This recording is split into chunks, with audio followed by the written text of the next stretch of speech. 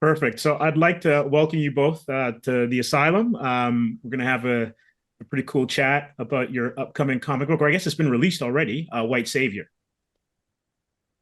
That Yep. is correct, sir. All right, excellent. So if you'd like to introduce yourselves, that would be great. All right, I'll start. My name is Eric Nguyen. I'm the artist slash creator slash writer on this new book called White Savior, published by Dark Horse. My history is that I've been doing comic books for almost 15 plus years, maybe a little bit more. I first started with a creator-owned book with Rick Remender, Strange Girl, and that is still by far my favorite book that I've done until now, White Savior. But no, that was the first time I've ever did anything comic wise. I had no idea what I was doing, which turned out to be art wise very very much so much freedom that you forget how much freedom you have until you actually go back doing creator own work. So I'm glad to be doing creator own work, and I'm glad to be able to present the book that we have now. Great. Yeah, and my intro is not nearly as exciting as Eric's. I don't have any slashes with writer artist. I can barely draw stick figures, but I am somebody who was crazy and lucky enough to get Eric working with me. Sent him. Always wanted to get into comics my whole life, and finally got in at 40. It only took about 40 more years than I thought it would. But yeah, I shot Eric an email, sent him a script. He was crazy enough to read it.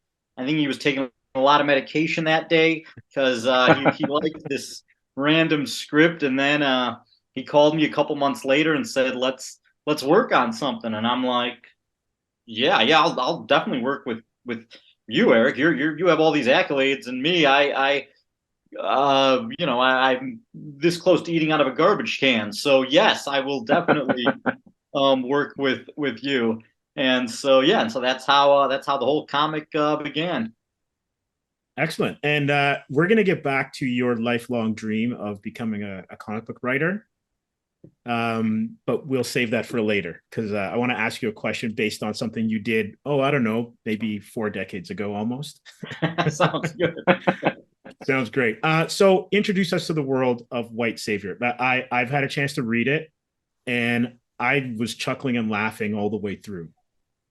So Well, quite entertaining, and it's a really interesting take on a familiar trope. But I'll let you both kind of give us the lowdown on it.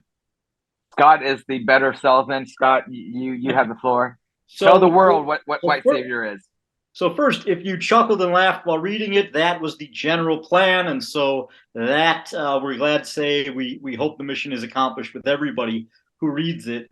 Eric and I have a really good back and forth. We kind of know who's better at answering certain questions, and so with White Savior, you always have to talk about how the white guy is an idiot, and it definitely comes better from me than Eric. Just like talking about diversity and representation always sounds better coming from Eric than it does for me. And so it's just been interesting how we answer the questions. And so White Savior is a spoof of white savior movies where a white guy goes into an underrepresented community and through the greatness of himself saves everybody. And so in our case, the white guy is an idiot.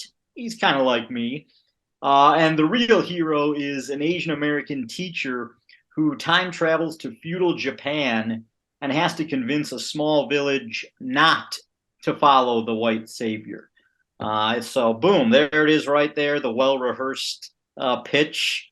Yeah, and it's just an action packed, super funny satire where we throw as much fun stuff on the page as possible. And how did you come up with the idea? I'll throw this one to Eric. Man, years ago, it was about 6 years ago. I decided to do another creator own book, and I think I was just getting off of either it was the Weekend's Star Boys book or Old Man Logan. So, all the books that I've done a lot of times were pretty serious type of superhero books or dark noir books. And so I kind of wanted to do something fun and also do something with more humor, comedy to it. And for us, we were just throwing ideas back and forth. And I think it was at the time when that movie, The Great Wall, came out with Matt Damon, where Matt Damon, the handsome, prestigious white fella, goes into China and saves all of the Great Wall through all the aliens, the monsters, better at kung fu, karate, arrows, acrobat, all of it. Nothing nothing was better than Matt Damon, and so we thought that was kind of funny. And so throwing around goofy ideas and jokes, we decided, let's do a white savior where where all his ideas were not so great, and more on the lines of it's gonna get everyone killed. And so all these jokes started coming around. We thought it would be great, and the title "White Savior" actually really nailed it for us. It nailed it for I'd say Eric. so. I'm still constantly nervous that forever my name will be Googled with White Savior, and so I'm always sweating a little bit. I'm like, I got to over-explain it to everybody, and so I'm both. I think the title it does what we want. It makes you do a double take and it gets us attention. But I'm still Eric's not nervous at all. I'm the most nervous guy in the world with that. No, I love that title, man. I was like, dude, White Savior. All right, it's because again, it says everything is heroic, right? White Savior. Title's very heroic. The initial cover idea was pretty awesome. Guy holding a pretty nice. He just looked menacing, and I thought it was awesome. But it turned out that we had to. So this was the original. This was the original cover that Eric drew.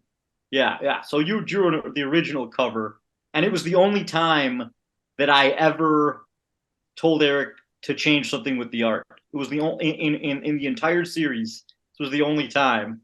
Go ahead, Eric. I wanted to preface that. But it actually it was the right decision to do, because I come from mainstream comics and looking cool, everything awesome looking. But what we needed to translate on the cover was how goofy this is, how ridiculous this even though the title is awesome, the book cover is kind of like it reminds me of what's that old comedy cover now?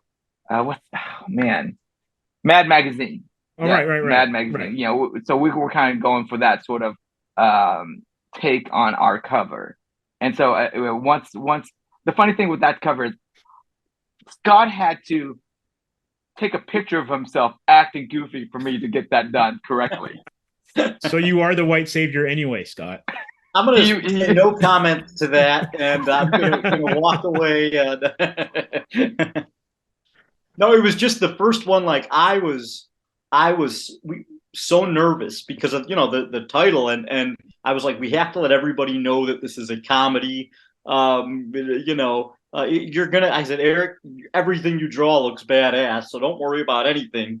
But we got to over-explain that it's a comedy because, I'm a nervous guy by nature. And I guess that's the beauty of comedy, and being able to have a few laughs, is that you can take a potentially thorny situation and then present it in a way where it's palatable for everyone. Yeah, that's perfect. Definitely, right. Scott says it right, where the comedy makes the message a lot easier to understand and also accept, where it's not so comedy gets people off their edge if they do have an edge when they read something like White Savior or see the word White Savior. Yeah, I'm kind of dating myself here, but I think back to like the old Mel Brooks comedies, like Blazing Saddles, yes, where it's really subversive. And if you take it on one level, you can be offended. And if you take it on another level, you can be really offended. But really, you're just laughing your ass off the entire time. Yeah, so I always go with Blazing Saddles as well, and it's always frustrating when a young person goes, "What's that?" and you just want to reach over the thing and strangle them. But yeah, no, it's very much in the tradition of Mel Brooks and the airplane movies and things like that. Yeah. So describe your working relationship, because it sounds like you have a pretty good synergy. What's it like, especially now working? Because Eric, you mentioned that creator owned, you have this amazing freedom, but then working for Dark Horse, probably not as much freedom. And then you have a collaborator with you. How did that work between you two? Oh man, actually, going back to this creator-owned work thing, it's been fantastic. I mean, I love working. I mean, don't get me wrong. I love working with Marvel, DC, even Dark Horse. I spend a lot of time doing plenty of work with them. Dark Horse actually allowed us to do whatever we wanted. They really had no, you can't do this. No, Patrick, who is the editor on the book, he was pretty much like, hey, this guy, this book is your guys' vision, comedy. You know, there was really nothing. I thought it was Yeah. insane. They didn't change one word. I was like, how the hell are they not saying anything? They're like, hey, it's all good. And I'm like, all right. Did we just get away with something, Eric? What the hell did we just pull off here? But yeah, they didn't change one word at all. Like they've been just ridiculously supportive. Kind of crazy. It's kind of nice to not have a whole list of notes, right, when you submit something. We literally didn't have any. Yeah, we literally did. Was just like, hey, great stuff, guys, hysterical. Those were the notes that we got, and we're like, hey, we'll take them. You sure you don't want us to change this thing? It might be a little. No, it's fine. All right, hey, yeah, wow. So. And Eric, you're a co-writer on this, right? Yeah. So, did your art career inform, or how you process your art inform your writing, or was it a case of like it made it more difficult? And then how did that work in terms of bouncing stuff off of Scott? Well, with this one is actually because the way we wrote the script together, we really took it more of this is really collaborative, where we come up with a plot and we used to sort of like the Marvel method, the old Marvel method, where the script was actually more of I describe it as more of reading like a book, and then I'll pace out everything, the scenes and how many pages per scene. And instead of getting bogged down by page detail, I can pace it myself, and I can break it down into batches where we can tell our jokes, get the message across, go into another scene and do the same, where it flowed a lot better for me. So I didn't have to squeeze in certain things with not enough pages. And also, when we needed to add stuff, Dark Horse was like, "You want to add a couple more pages? Go for it." And so that helped out as well too, where they gave us that, which helped us when we needed that extra either page or two. But working with Scott, where we would break down the whole story, the scene, what we wanted to say, and then I'll just lay it out, draw it, and we knew the type of comedy we wanted for it. Then once Scott saw the artwork, we started going back and forth with the dialogue and the jokes and the beats for it. And for me, I think it read very well that way. And did another thing is that sorry, go ahead. Well, another thing I was going to say is that another difference between me and Eric. For Eric, no joke ever goes too far. Like I would sometimes. That was what I was just going to ask. Actually, was who was the joke cop in terms of like, that's too far. We can't go there. Interestingly, what would happen? I would say things. Sometimes I would say things that I knew we could never in a million years use, just to test if Eric would be like, no, that's too much. Not once. Eric always went, let's push it further. I'm like, you're insane. They're gonna kill. People are gonna murder me. No way. But Eric was just, he just wanted to just push it. And so it's just, usually I would be the one who said the crazy things. And right after I said them, I'd be like, no, never. And Eric would be like, yeah, no, we're doing it. And he'd write it down. And I'm like, Hey, but yeah, it was just fun. Like we just went back and forth, throwing stuff at each other.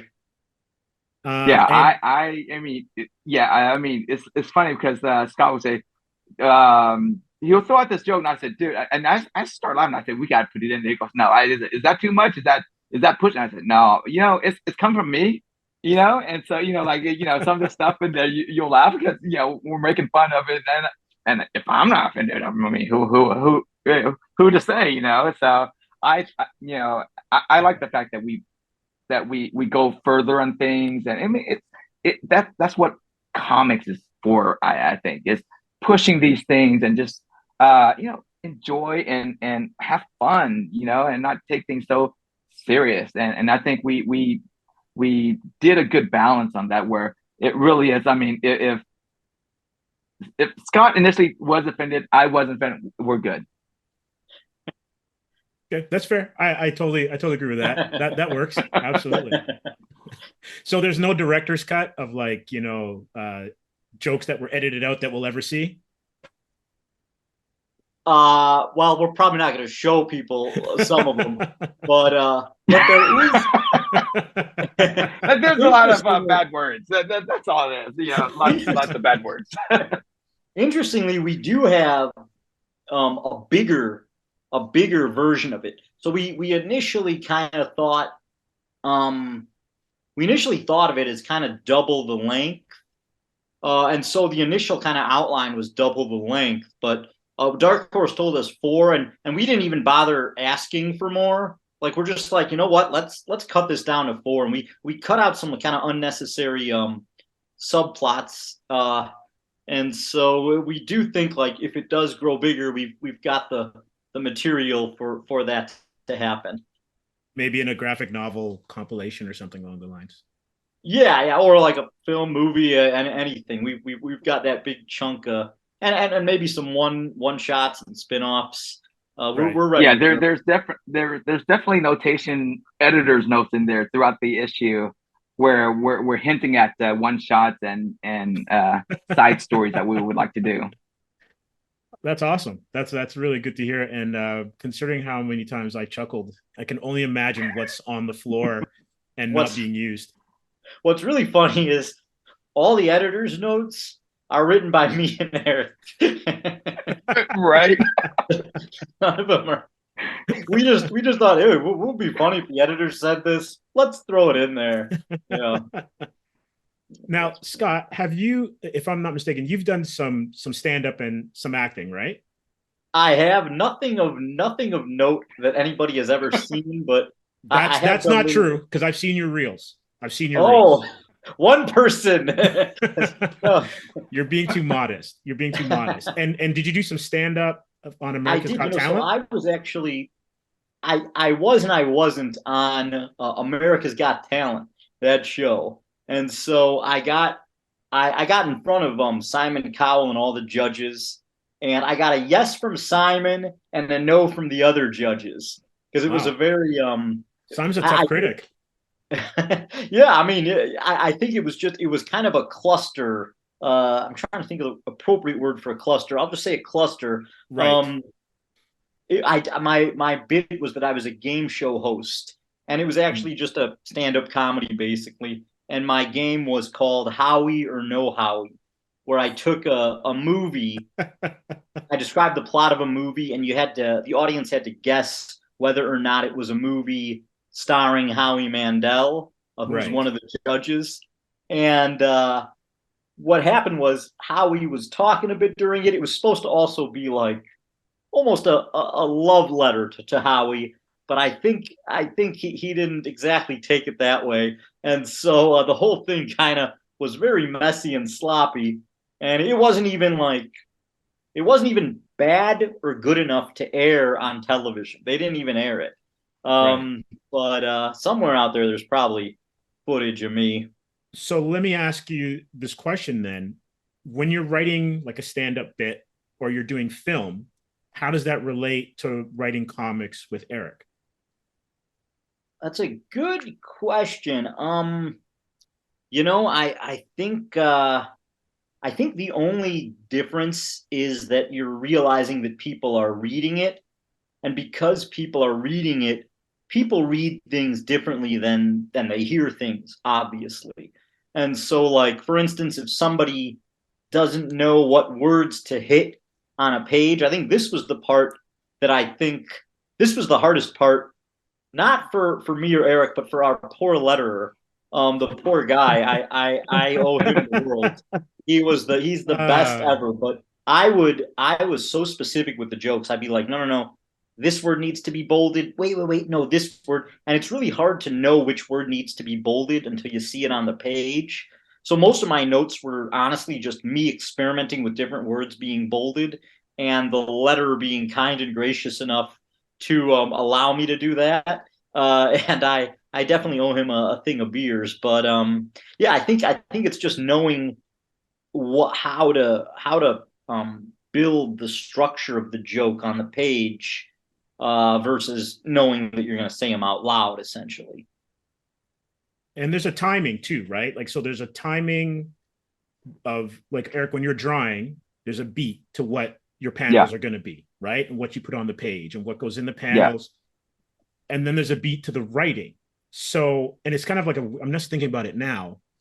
How do you kind of figure out to get the beats to work together where you're having a joke and a visual? Whew. Yeah. And then have it hit? Because the thing about being on stage, you have instant feedback.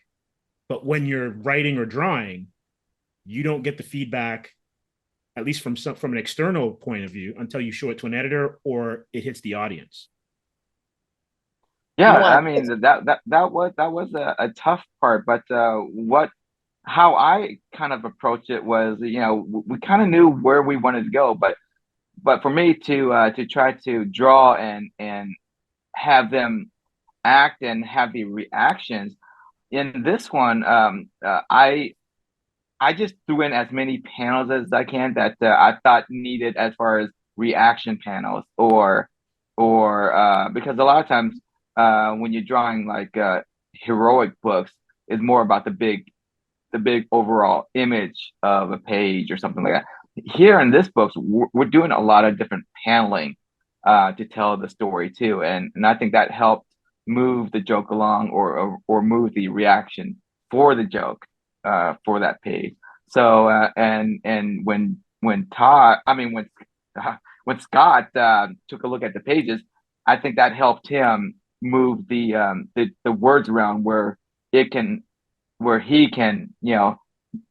work with the letter to stage what he was talking about as far as the beat of the bold of the certain words or how it's written.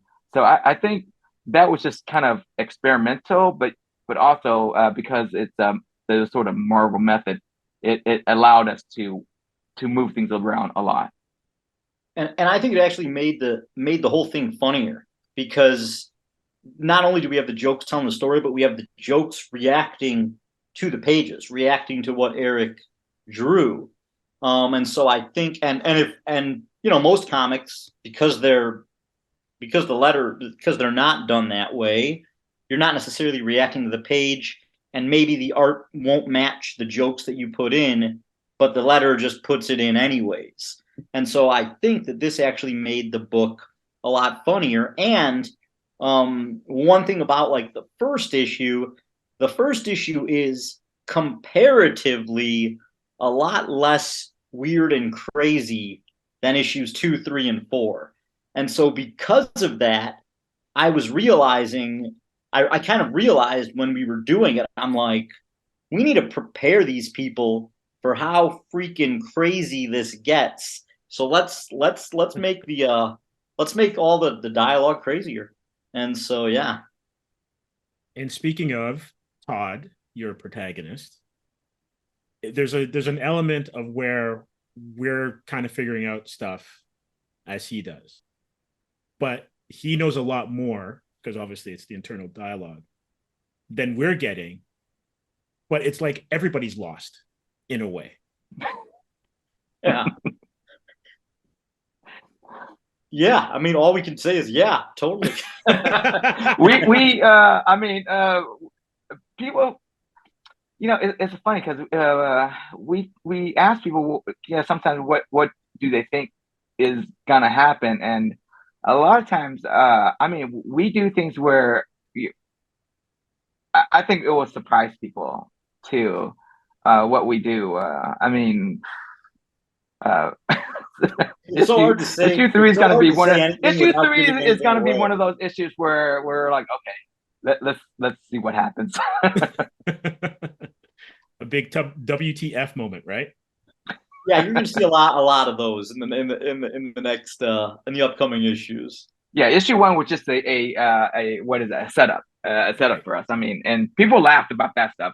I hope people really get some joy out of the next three issues.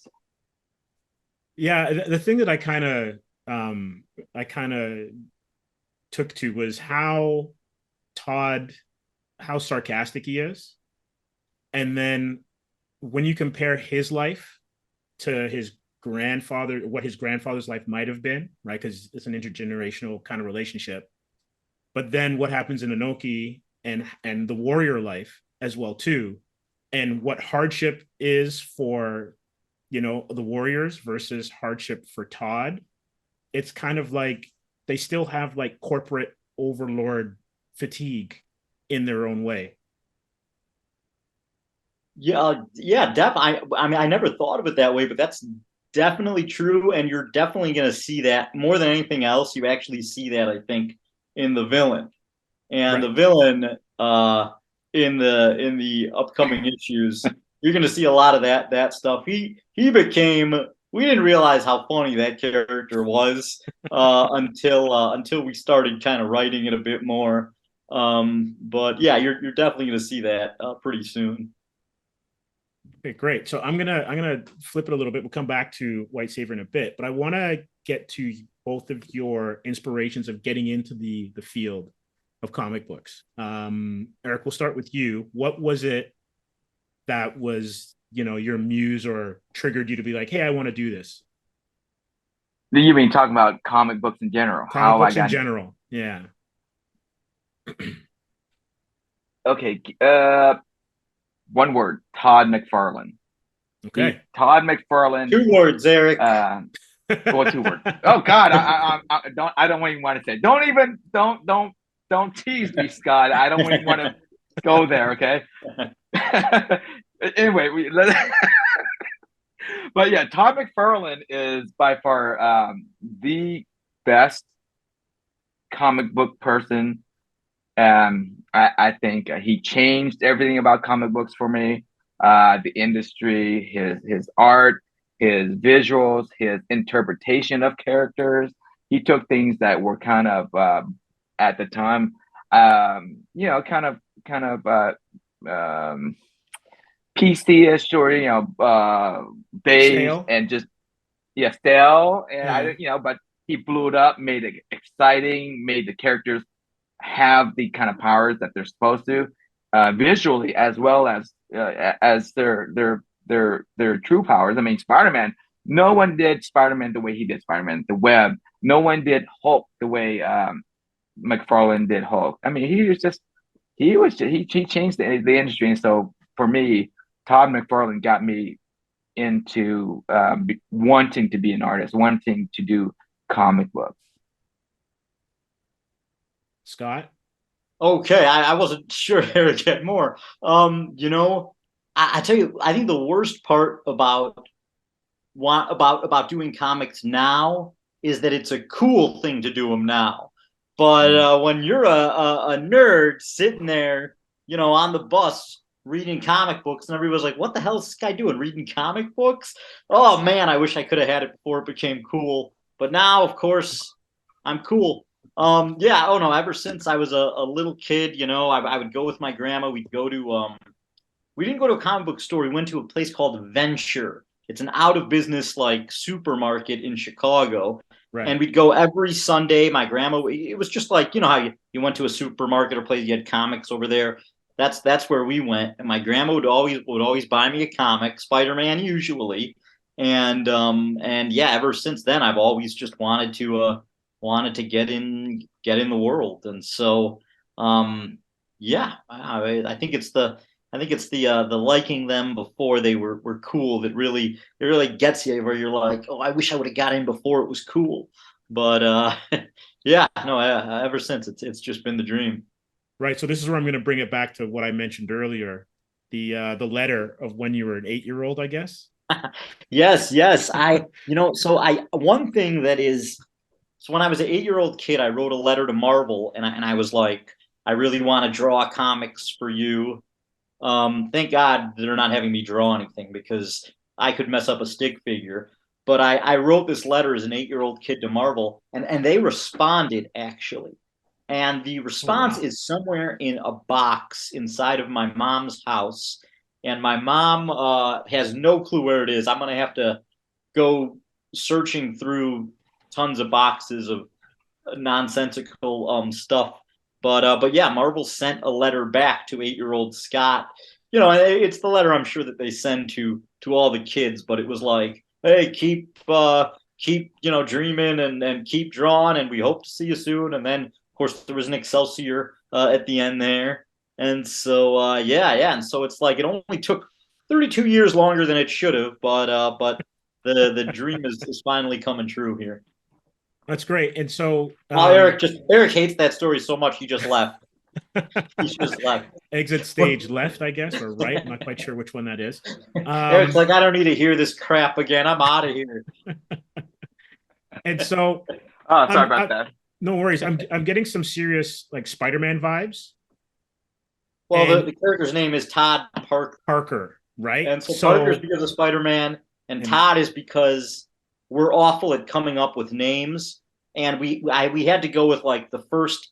We put in a placeholder. That's what I always do. Like, I don't like wasting time thinking of names, especially if I'm feeling like I'm in the zone. So I just put in a placeholder. I look around. The first thing I see was my brother's name, Todd.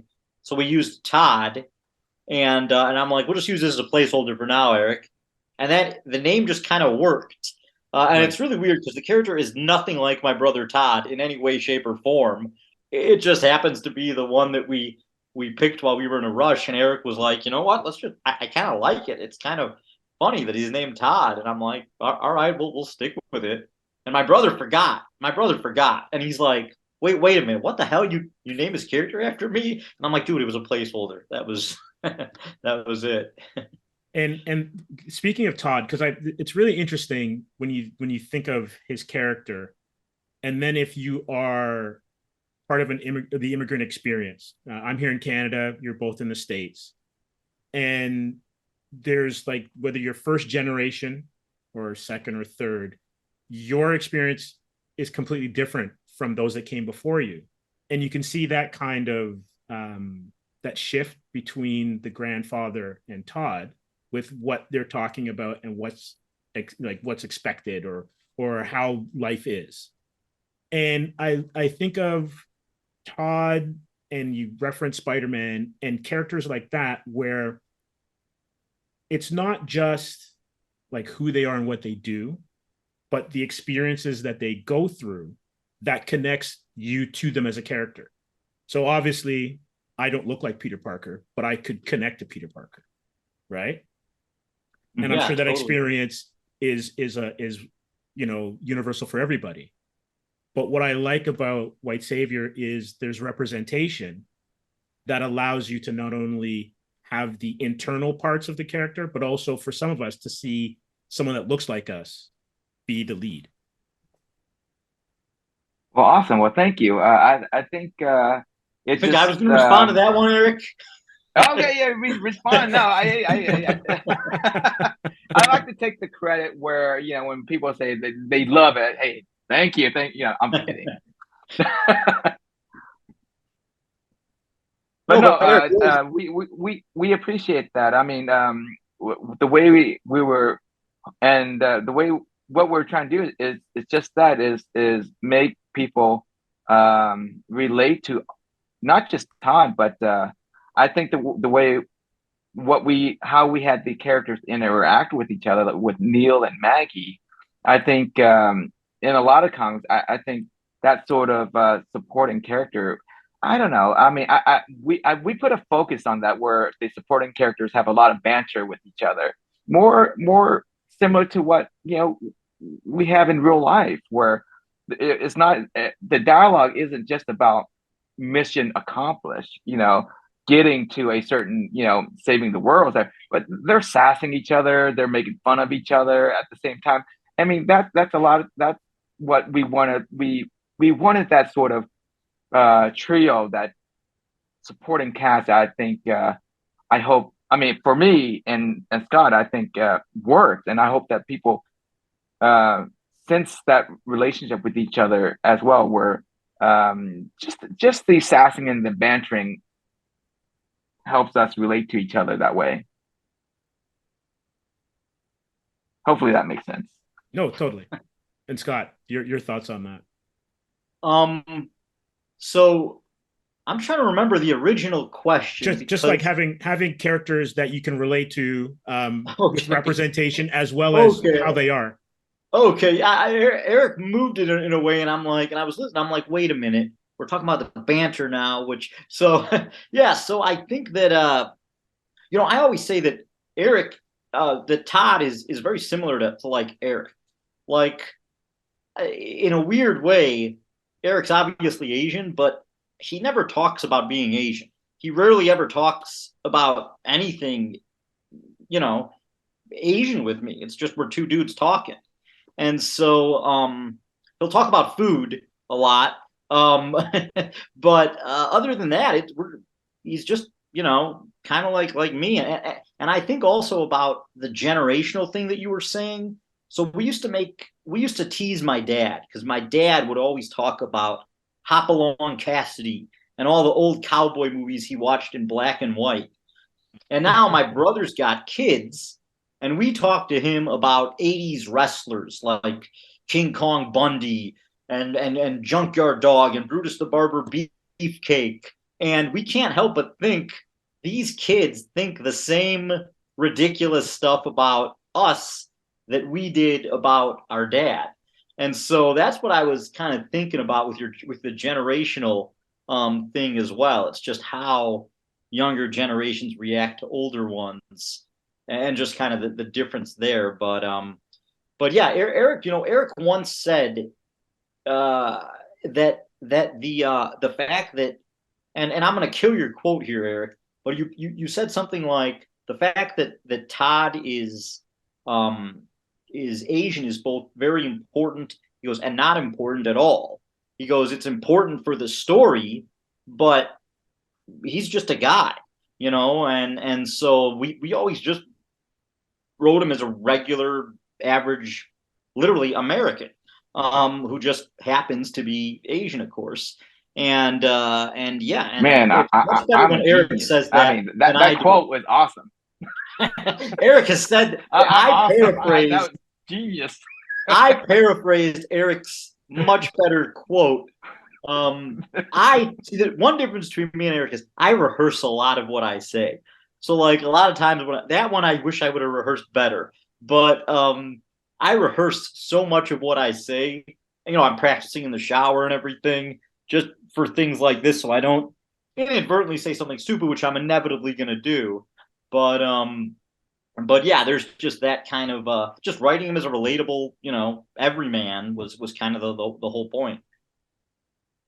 Yeah, no, I totally can see that and agree with it. And I think that's like we all can kind of, we have our stories of dealing with, AT&T in the States, Rogers or Bell up here.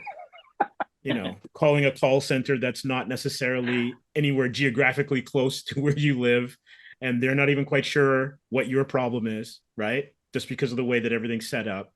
And it doesn't matter where you've come from, what your culture is or whatever. Those are everyday walks of North American life, Canadian or American, that we all can relate to. Well, that's awesome. You picked up those little nuggets of stuff we throw in there, and it's so funny because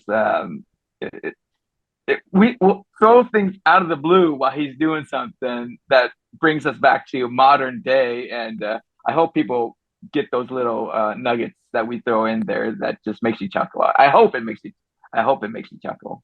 Yeah. Also, too, I can't remember who he was talking to, but I think it might have been the leader of the clan that he meets in Inoki. And he says something and he goes, "You don't know what I'm talking about." And the guy goes, "No, I have no clue what you're talking about." Well, I have to say thanks. I would say a lot of that comedy, it really is it is Scott. I mean, he'll throw in these things that it would just make me laugh, and we just have to put it in there, you know. And so Right. that's a lot of that is that's why that's you know, Scott wonders why I out of no one else I called him to partner up. You know, I read one of his earlier scripts of the script was How I Got Drunk and Saved the World. I mean, it was so funny and so stupid funny that, you know, I just thought that's the type of book I wanted to do, is, you know, that type of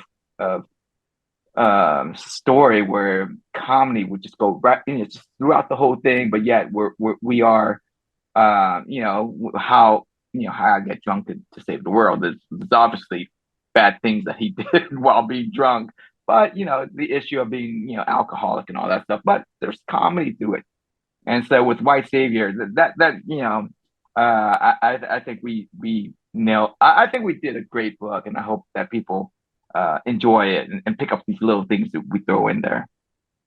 Yeah, well, I have to say thanks for bringing some comedy to the comic book landscape. You know, it's been a couple of rough or 3 rough years for a lot of people, and it's really nice to be able to open a book.